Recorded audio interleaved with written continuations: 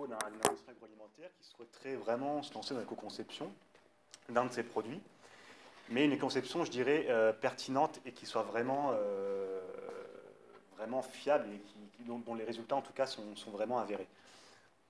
Donc pour illustrer mon propos, simplement trois points. Je vais commencer par rappeler quelques éléments de contexte, en fait, en rappelant quels sont les dispositifs sur lesquels se base l'approche. Et puis on tentera de répondre à deux questions, à savoir pourquoi et comment aborder cette approche. Le premier dispositif qui va servir vraiment de fondation à l'approche, l'affichage nutritionnel. Je pense que ça vous parle tous maintenant. On entend également le terme de profil nutritionnel, d'étiquetage nutritionnel. C'est quelque chose qui est maintenant quand même bien implanté dans l'industrie, et même, je dirais plus globalement, dans l'acte d'achat au quotidien, en fait. C'est quelque chose qui est réglementé au niveau européen depuis 2011, donc voilà à quoi on peut aboutir, en fait, au niveau industriel. En fait, il faut savoir que maintenant, un industriel qui souhaite fournir des informations nutritionnelles aux consommateurs est obligé de respecter une certaine forme et un certain cadre. La forme, c'est celle-ci, à savoir les 6 points, donc minéraux, oligo-éléments, et selon une approche massique. C'est ce que je dis ici, donc c'est bien un profil nutritionnel exprimé selon une approche massique. Et ça, c'est très important, car ça va nous servir de base pour la suite.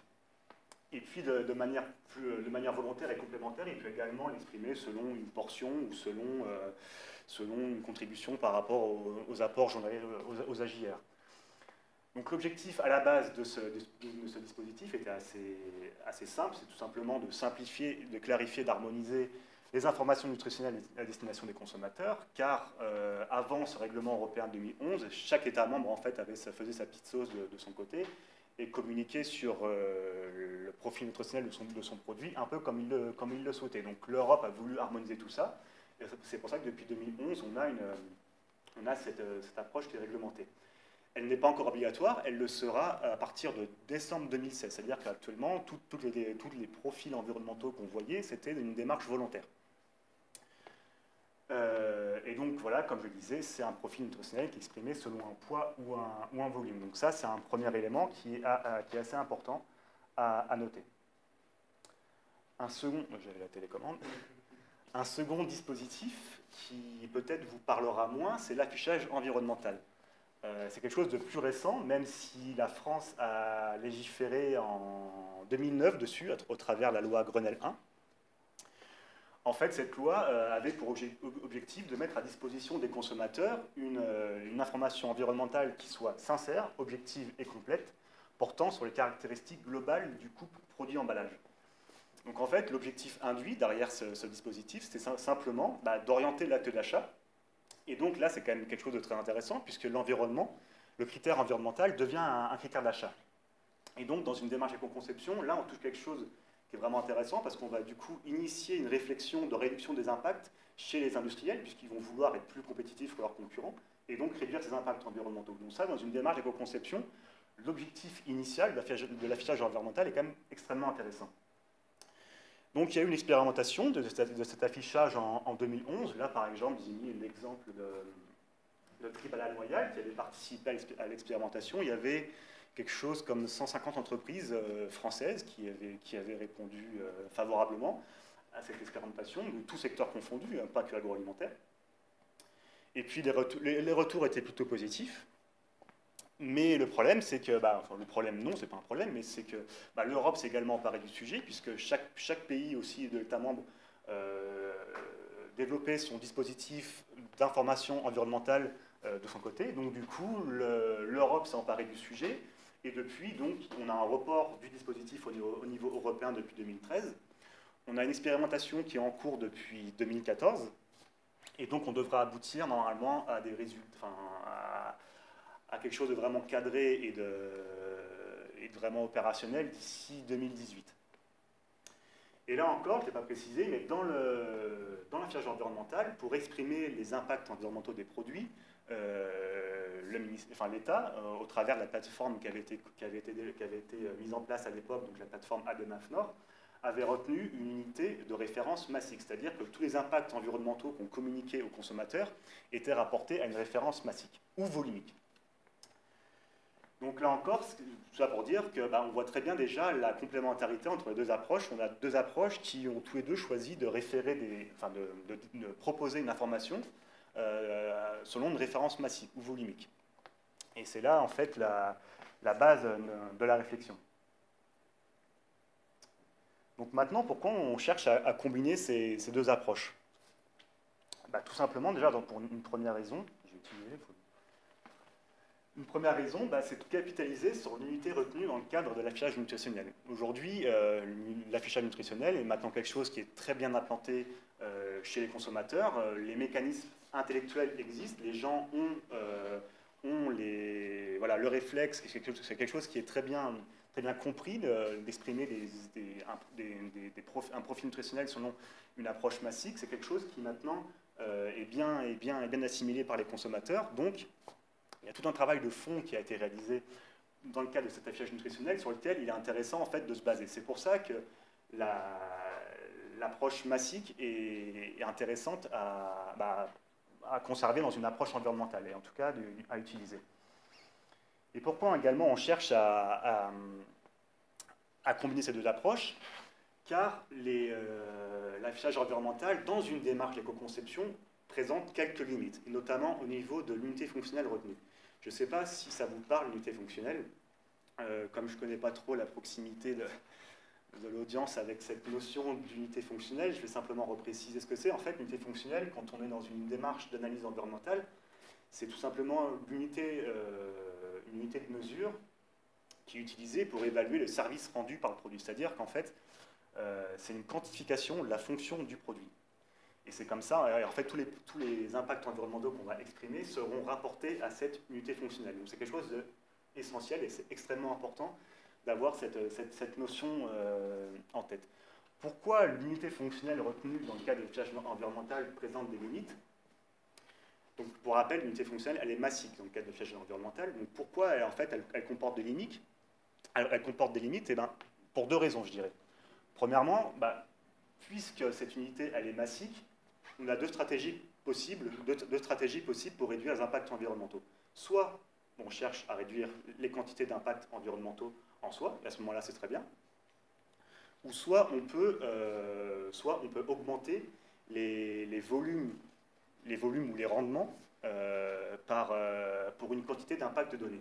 Or, ce type d'approche, c'est-à-dire augmenter les rendements par unité de surface agricole, fait souvent référence à des techniques de production intensive qui peuvent potentiellement traduire une pression accrue sur les milieux et sur les ressources naturelles.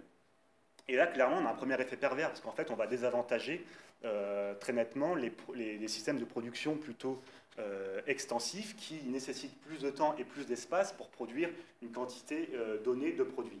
Donc là, on a un premier effet pervers. Et on a même je dirais même un deuxième effet pervers, puisque par exemple, si on prend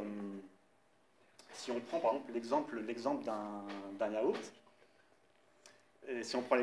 par exemple, et qu'on se base sur une référence massique, c'est-à-dire si on cherche à réduire l'impact d'un yaourt, l'industriel peut très bien se dire je vais réduire la quantité de lait dans mon yaourt, puisque le lait c'est ce qui est le plus impactant dans le yaourt, et je vais le remplacer par les ingrédients qui ont des impacts environnementaux plus faibles, comme de la matière grasse ou de l'eau par exemple, au détriment des qualités nutritives du yaourt. Donc là, voilà, une deuxième limite encore au travers de cette unité fonctionnelle. Donc c'est pour ça qu'on a initié cette réflexion de combiner les deux approches, les deux unités fonctionnelles, à la fois massiques et à la fois nutritionnelles. Donc il y a eu tout un tas de débats dans le cadre de l'affichage environnemental pour justement définir une unité fonctionnelle qui soit à la fois simple à comprendre par le consommateur et également qui soit pertinente dans une démarche d'éco-conception. Donc il y a eu plusieurs approches qui avaient été proposées, comme par exemple exprimer des impacts environnementaux sous une quantité de protéines, mais pour cela, ça implique que tous les produits doivent fournir des protéines, ce qui n'est pas le cas. Également avait été proposé selon l'apport énergétique du produit, mais potentiellement oui, mais ça pourrait conduire en fait à de mauvaises stratégies, comme l'ajout de graisse, donc d'énergie dans le produit, pour réduire l'impact par calorie. On peut également exprimer des impacts environnementaux selon son profil nutritionnel. Potentiellement, oui, également, mais à ce moment-là, quel est le niveau de compréhension par le consommateur? C'est vrai qu'exprimer des impacts environnementaux par rapport à une quantité de glucides, de lipides ou de protéines, ça peut être assez complexe pour un consommateur lambda à appréhender. Selon un hectare, c'est-à-dire amener les impacts environnementaux selon l'hectare, c'est inapproprié dans une démarche cycle de vie, puisque par exemple, si on prend une crème glacée, par exemple, les impacts ne viendront pas de la matière première en tant que telle, mais de l'aval, c'est-à-dire de la conservation, de la congélation du produit. Donc inapproprié. Ou selon, par exemple, l'unité de vente consommateur, mais ça nécessite pour ça que tous les produits aient une unité de vente harmonisée, ce qui n'est pas le cas non plus actuellement. Ou même selon son caractère hédonique, c'est-à-dire tout ce qui est relatif au plaisir, c'est-à-dire exprimer des impacts environnementaux selon une unité de plaisir auquel les Français sont très attachés, mais c'est quelque chose qui est actuellement très compliqué à quantifier, la notion de plaisir, donc ça n'a pas été retenu. Donc au final, l'approche massique avait été jugée comme la moins mauvaise, et dans une démarche de communication, c'est le cas. Communiquer selon une approche massique, c'est quand même quelque chose de pertinent par rapport au consommateur, donc c'est le choix qui avait été fait de retenir une unité fonctionnelle massique. Et là, juste un petit exemple qui permet d'illustrer mon propos sur vraiment l'importance de ce choix d'unité fonctionnelle. J'ai mis un petit exemple assez bref. Donc d'un côté, on a un produit A, un fromage blanc, un produit A, un fromage blanc A, avec 100% de rétenta. Enfin, 100%, mais plutôt à 97-98% de rétenta. Et d'un côté, on a un produit B, qui, comme vous pouvez le voir, est un peu moins riche que son produit concurrent, et qui contient à peu près 65% de rétenta, plus un pourcentage de lait et un peu de sucre également.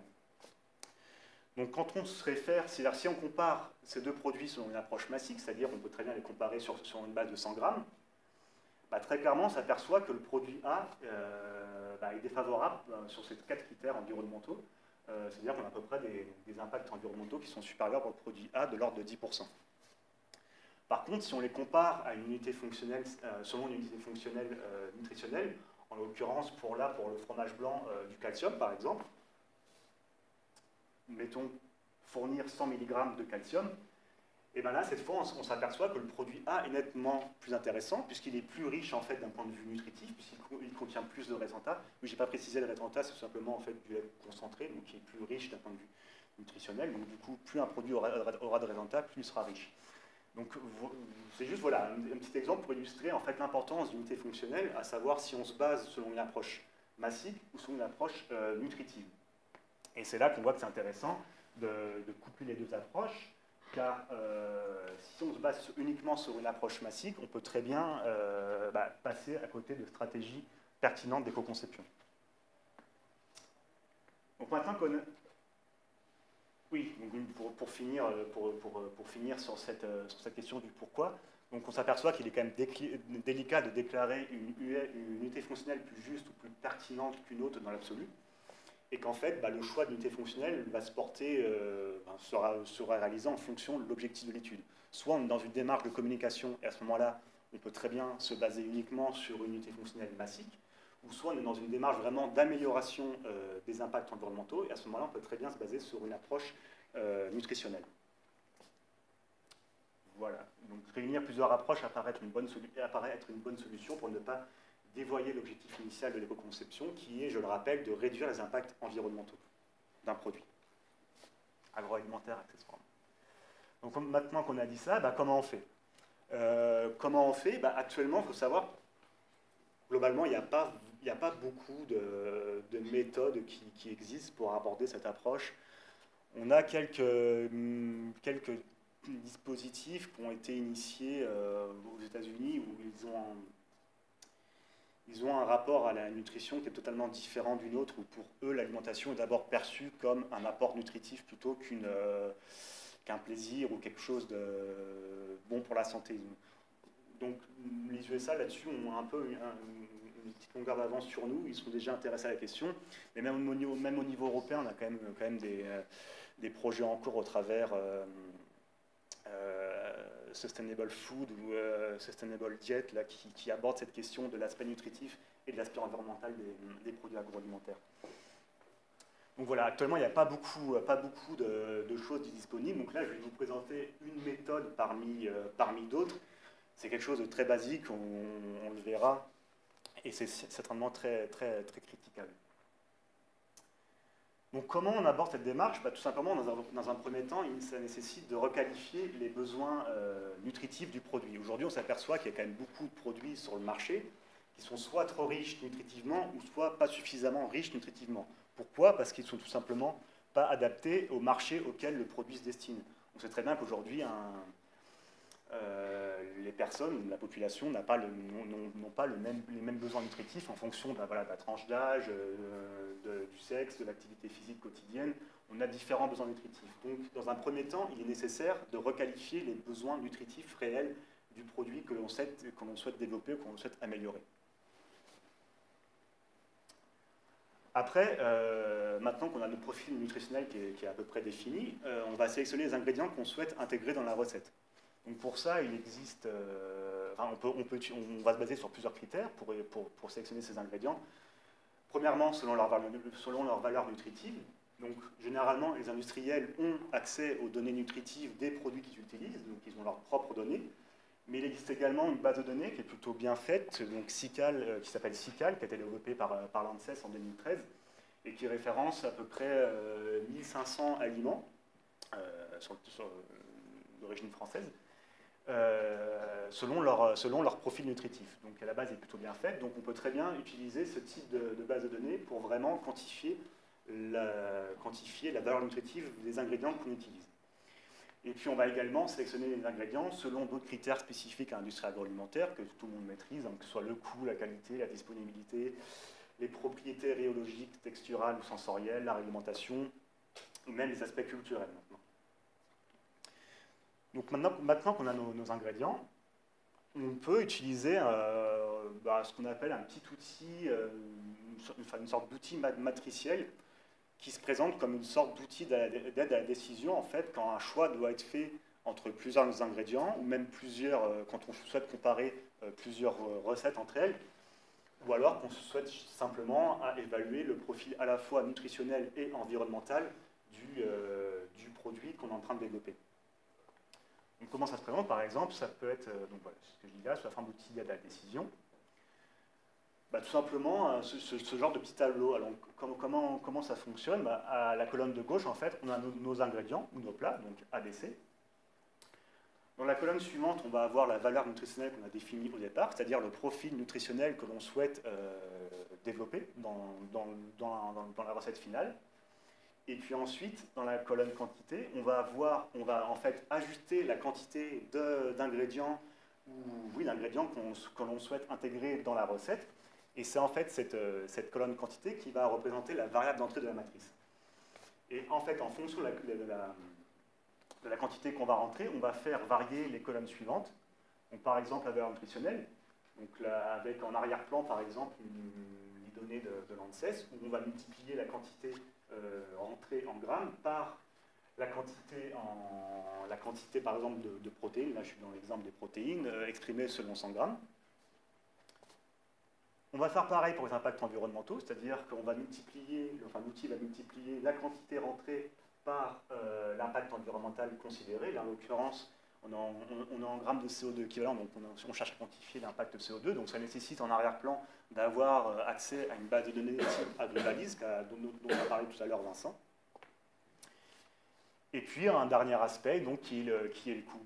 Donc, très clairement, cette approche, elle est basique, elle comporte des limites, mais en fait, ça permet déjà, dans un premier temps, de faire plutôt un bon compromis entre trois approches, nutritionnelle, environnementale et coût, qui en fait représentent tout simplement les trois piliers du développement durable adaptés à l'industrie agroalimentaire.